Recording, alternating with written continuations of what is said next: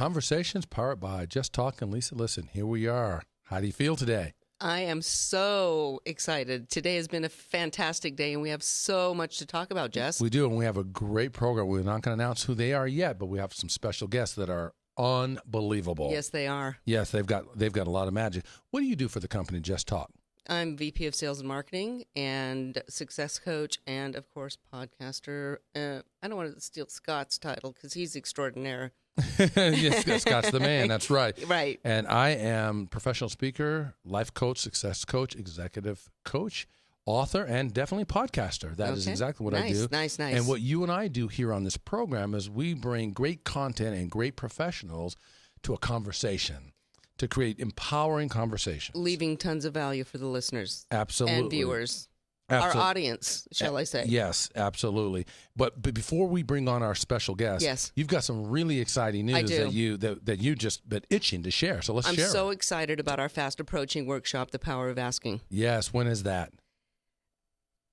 I guess that is March. Is that March 1st? March 1st. March 1st. That's when it is. Yes. And I am jazzed about it also. And what do you like best about it? Sharing the simple secrets about how to get what you want by simply asking for it. Nice. Yeah. A lot of people have a hard time with it. That's really, really good. What do you think one of the best benefits that people will get from being at that workshop? Increasing their income by 100%. Wow. Mm-hmm. That's a big deal. I think another benefit is they're going to be able to increase and double back and get 50% of their time back by the power of asking, believe it or not. Yes. So where do they go to find that? How do they get connected to it? How do they show up at this workshop? Go to Eventbrite and search The Power of Asking, and you will find the link, and you will see that you can reserve your spot and come visit us because you will be so glad you did. That is so cool. You know what? I realized I didn't mean to, but I was so excited. My eyebrows were actually lifted the whole time that I was talking. Did you know, when they came down, I thought, oh, God, my eyebrows were lifted the whole time. So I'm hoping the people that show up to that workshop, that they're sitting in the front row chewing gum fast. You know, Rob Ciccone taught me that out of Vancouver, Canada. Someone that's so excited that they're sitting in the front row chewing gum fast. Okay. Right? All right. So, yeah, we'll bring it. Thanks for sharing your excitement on that, and we'll just jump right into the show. Let's do it. All righty. So the show, let's talk about who's on our program. Who are we going to introduce? Marc and Angel Chernoff. They're the authors of 1,000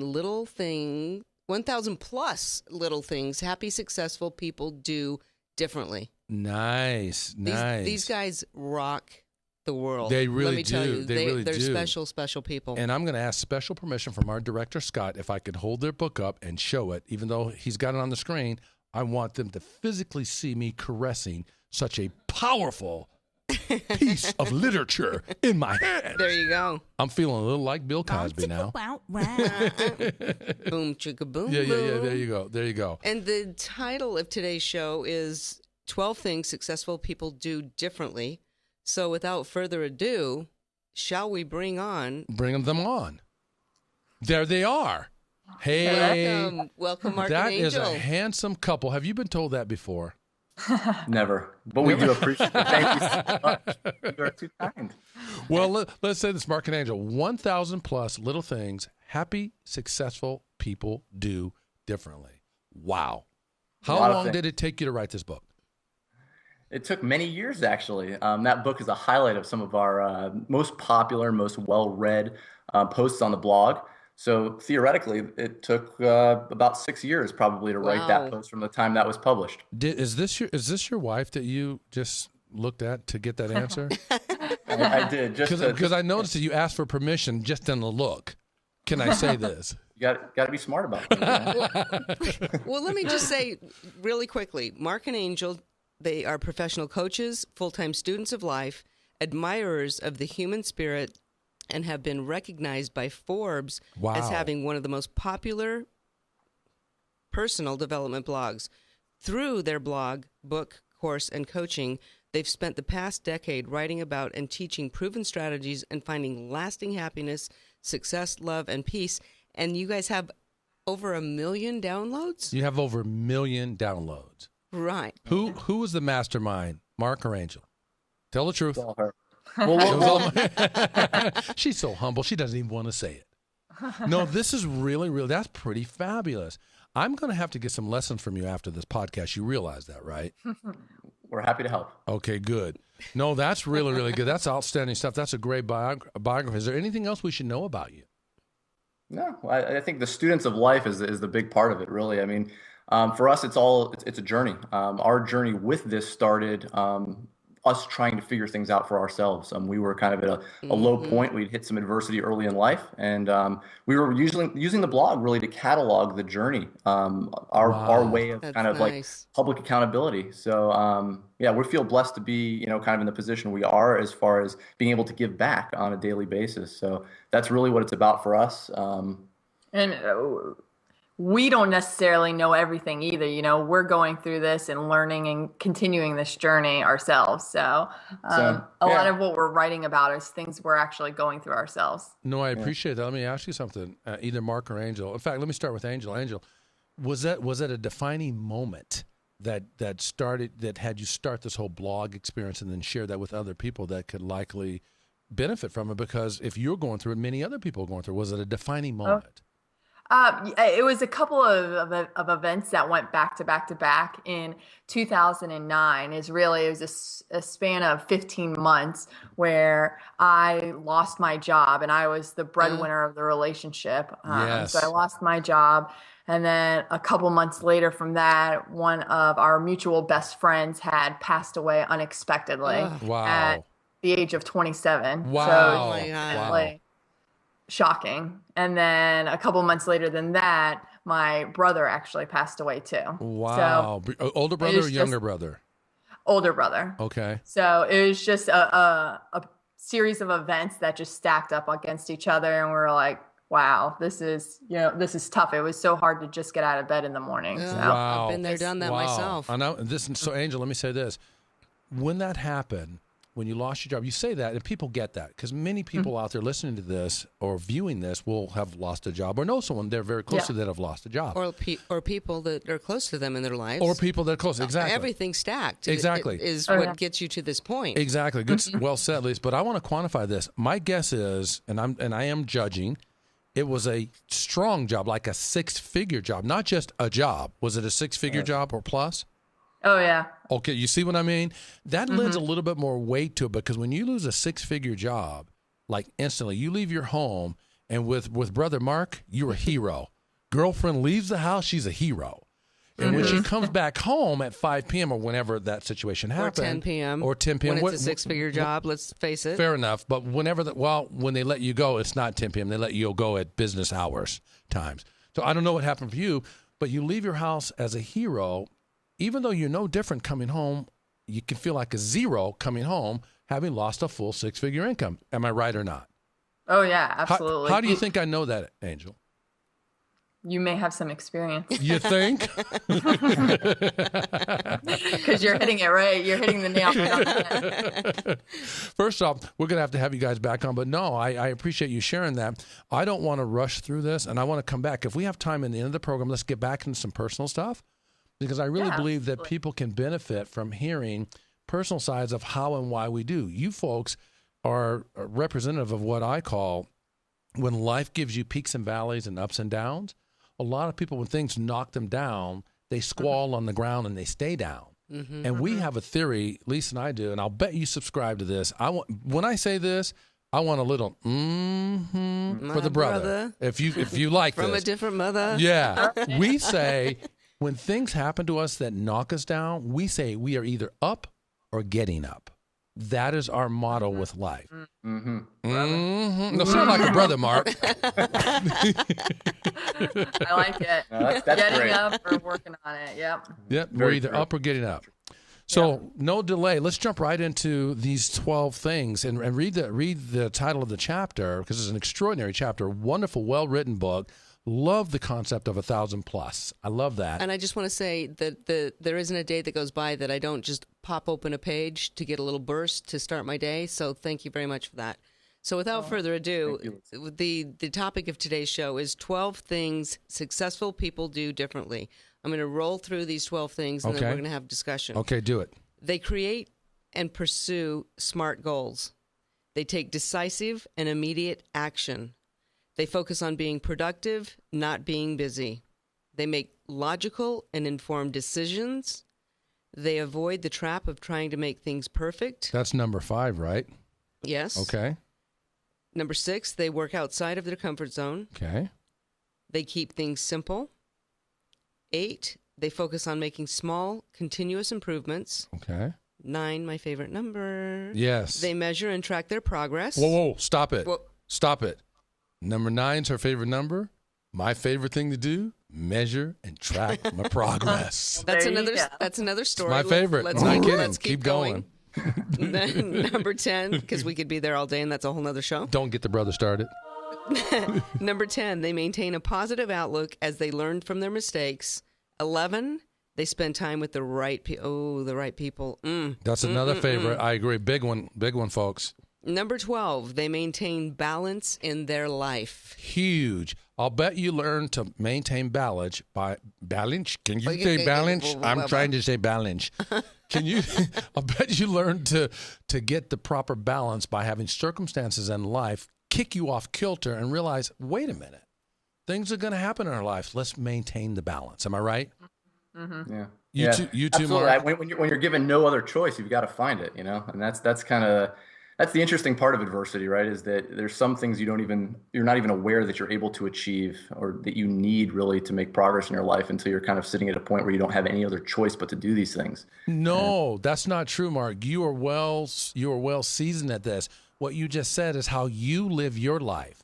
Many people don't realize that it is a choice. Right. That's true. You just said it as though it's common. It's not common. People think they have no choice. No, I mean, it wasn't common to us at one point, too. I mean, those were those moments where we were sitting there thinking we are stuck, Oh, I hate that. And by the way, that vernacular you just used, I believe that was the Queen's English when you said, my baby, we are stuck here, Angel. I don't think the language was that way in private. Oh, it was more tears. So, but no, these 12 things, these are really outstanding. And did the concept come in twin towers between the two of you? Or was there one of you responsible for these 12 things? I love these. We work on a lot of it together. So, I mean, especially in the beginning, it was a lot of us reading together, okay, and then actually testing ideas, right? So you talk about reading, authors that we look up to, like the Eckhart Tolles of the world, yes, the Byron Katie's, and you say, okay, here's some life strategies, here's some ideas. How relevant is this to my situation? So Angel and I spent a lot of time, testing a lot of this stuff out, figuring out what worked for us, what didn't, and we try to present this as like, this isn't the end all, this isn't the answer for everyone, but these are some ideas that work well for us. Yeah. And as we kind of went further down the journey and started coaching others, we realized, okay, these are ideas that are universally applicable in most situations, right? I mean, it's not, I guess universal is a strong word, but they're very relevant to most people's lives if you can actually implement them properly. So yeah, I mean, usually when we sit down to write an article, it's one or the other that's actually doing the writing, but a lot of times the editing and the brainstorming and the planning that goes into it is the two of us. Well, I like that. And I would actually say not if you can implement them, but when you choose to implement them properly. Right, exactly. It's really more of a win statement, and I love that. So are you professional coaches, life coaches, executive coaches, and speakers? Tell us what that is. Yeah, sure. I mean, so we kind of fell into this by accident. What we do now, right? We started as a blog, and it was really just kind of a passion project and an outlet for us, kind of a public journal, an accountability journal, if you will. And then we had people reaching out to us, I really get that. I understand this. Your words are helping me. Can you help me? Give me some ideas on how I can implement this in my own life. And so we kind of took it, the next step from just doing specific blog posts, we're actually getting on the phone one-on-one with some people and helping them for free at first, and then as the audience grew and it got bigger and bigger and bigger, it was like, okay, we're spending so much of our time in this. How can we be a little bit more focused about it? There you go. So yeah, so fast forward. There's a lot of details in there. I'm giving you the black box, the input and the output. But the output is nowadays, right? We are professional bloggers, authors, and we get on the line. We have a course online So we started doing a lot of professional coaching, one-on-one life coaching, when we realized that a lot of people were having the same issues. We saw the same themes that were reoccurring time and time again. So the question was, like, how can we help more people but still add value? And we realized that rather than spending our individual time on some of these common topics, let's go ahead and build a course that really kind of covers some of these core topics that we hear again and again and again coming up. And then once we have these students that are sitting in that classroom, we know what they've kind of seen. We can take it a step farther and say, okay, now if you have any questions, if there's anything more that you need, then let's jump on the line and let's talk about the specifics of your unique situation as it relates to this stuff. Exceptional. Wow. We can go on and on about this. I love that you shared that. That's really brilliant. And I would like to say that I heard what you said about how you sort of fell into it. The way Lisa and I like to put it is we say we didn't find it, it found us. Oh, I like that. Yeah. And it's true. So it sounds like the same thing. Lisa, let's roll the number one, because we're going to maybe be able to give this maybe 1 minute a pop. And these guys, we can be on here 24 hours. Okay, let's just jump. Let's go. They create and pursue SMART goals. Who wants to take it, Mark or Angel? Yeah, so SMART, it's an acronym for specific, measurable, attainable, realistic, or relevant. Realistic or relevant and timely. Yeah. Yeah. So in our experience, you want to make sure that these goals that you are setting up are SMART goals, that they're specific, that you're able to set a time. If it's just a goal that's open, it's going to be hard to attain if you don't have a action list of how you're going to attain it. I love it. We're going to have to move quickly, and I don't want to rush you guys, but I want our audience to get this magic between the four of us and mostly between the two of you. That is a whole nother show. Yeah. But I will add to you, both Mark and Angel, I'll say, and write it down. The goal isn't in your head. If it's in your head, it's a dream. It's not a goal or a wish. When you write it down, write it down in front and of you. take daily action. Yes. Exactly. Yes. Well said. Well said. Well said. So point number 2, I actually get to read, and here it is. It is, they take decisive and immediate action. What do you mean by that? Clearly, what do you mean by that? With action, I think the simplest way to say it is it needs to be small steps every day. That's what really works well. When we think big picture, we think of a SMART goal, we think of something grandiose, something we want to achieve. Oftentimes, the idea of it itself overwhelms us. And when we can really break it down and focus on the ritual, what are we doing on a daily basis that gets us one small step closer to that goal, to that SMART goal? That's the key. That really is maybe the biggest element of success in general. Well, I'll say this to you, Mark, and I am, yes, sir, get used to it. I am going to roll you under the bus, sir. What I'm going to do is you just cheated because you gave another one of the goals. That's one of the 12 things, what you said. Small, because it's I call it the law of accumulation, but you call it something else. But you cheated because you gave up another one of those 12 things as to do it a little bit at a time, right? Well, they're so related. See, I just want to let you know the brother did his homework. That's all I want you to know. All right, okay, Lisa. number 3, they focus on being productive, not being busy. Yes. I love that one, because a lot of people that think that they're busy, they're doing something. Oh yeah. How do you make that distinction then, Angel? Oh yeah, I think being busy is, the wheels keep spinning and spinning, but you're actually not making any progress or moving. So it's really about prioritizing what's on your to-do list and then taking action and getting it done. I love that. And you know what? We actually have a system called the focus system, and it is not just a to-do list. It is also a not to-do list. It's very good. So what we do is we put everything on there so our brain dumps into this system. So we leave our brain free for creative thinking, like when you folks are helping other people. And then it's a shift in priority things where we've written macros. You click a button and it resorts them all in priority. So every now and then, like once a week, we'll go in and we'll do a focus cleanse, and we sort the aging, and we might find 5 or 10 or 15 items that we don't even need to do. So we click them off. We don't do them. Okay, let's go to number 4. Look at Lisa. Look at Lisa. Look at Lisa pushing us. Let's go. Here we go. Okay, so do I read the next one? Yes. Okay, they focus on being productive, not being busy. You're number 4. Okay. I'm odd. You're even. I am even. Look at her straightening me out, just like Mark's looking at his wife. Okay. They make logical and informed decisions. That's the one. Who does the logical, informed decisions in your family? All her. I just throw paint at a blank canvas. You know? I think that one's self-explanatory, but knowledge is power. Yes. But you have to take action with the knowledge, right? So the idea is not to just act, and beat against a brick wall forever. Once you realize that doesn't work, and you need to search for a door, I think that's the logical part of it, right? You need to apply the knowledge, take small steps forward, and make sure that what you're doing is logical. I love it. I think a big one is like, it's one of the misnomers where people say, don't quit, don't give up, don't quit.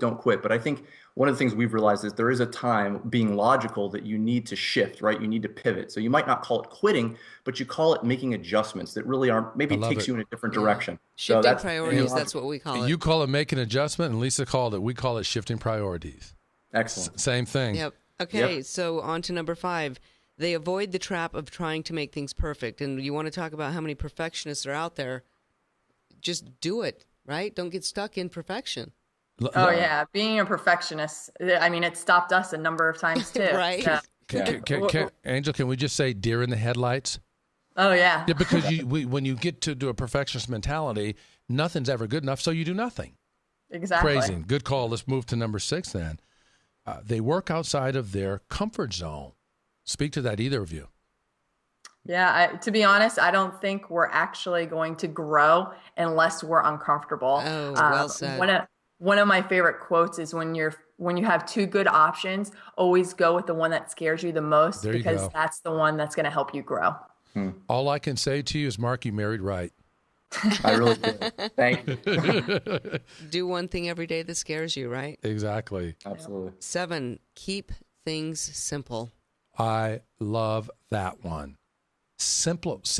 There's a thing called Occam's razor, and to make a long story short, it basically says it was someone from the early centuries of America, and it says the simplest solution is typically the best. The simplest solution is typically the best. We do overthink things. And in a world with so many things grinding down on us and so much exposure to so many choices, the simplest solution is typically the best. Okay. Next, 8. No, actually, when it comes to business, if I may write on that for a second, one of the best pieces of advice I ever got from a business perspective as it relates to simplicity was to keep things simple, in the sense that what comes easiest to you, right? What naturally comes easiest to you is what you should be charging the most for, is what your business should be based on. I'm stealing that. Just so you know, PGT. I'll give you PGT. Yes, PGT. PGT. I will give you ownership. Say it one more time, Mark, so they hear from you, so they know I didn't just steal it completely. Say it one more time.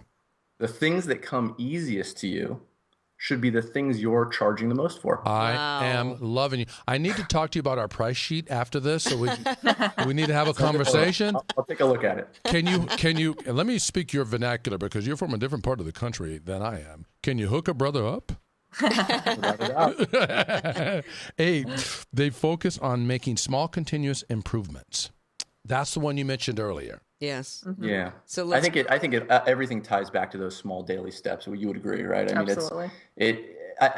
In every coaching session, in every group coaching, in the course, live events that we've hosted, that's, if you can get people if you can hold people accountable to the small steps, the rituals that they actually need to implement in their lives, and those small steps that need to be taken every day, that's the difference between success and, I'm not going to say failure, but between success and stalling. Mm-hmm. I think this is something that's been proven time and time again. There's plenty of scientific research on it, but it's basically like if you had a control group that was kind of just given an assignment, and you had another group that was literally given the same assignment but checked up on once a day. There you go. The people who are checked up on once a day are going to be vastly improved in whatever that task was over the other group, and it's kind of timeless advice. Absolutely. It's simple advice, but it's important. I totally agree. And I would say you want to develop the best systems, tools, and processes to help you with that, because it's too much to do it without that. Okay, which leads us into number 9. Okay. Look, here comes our favorite.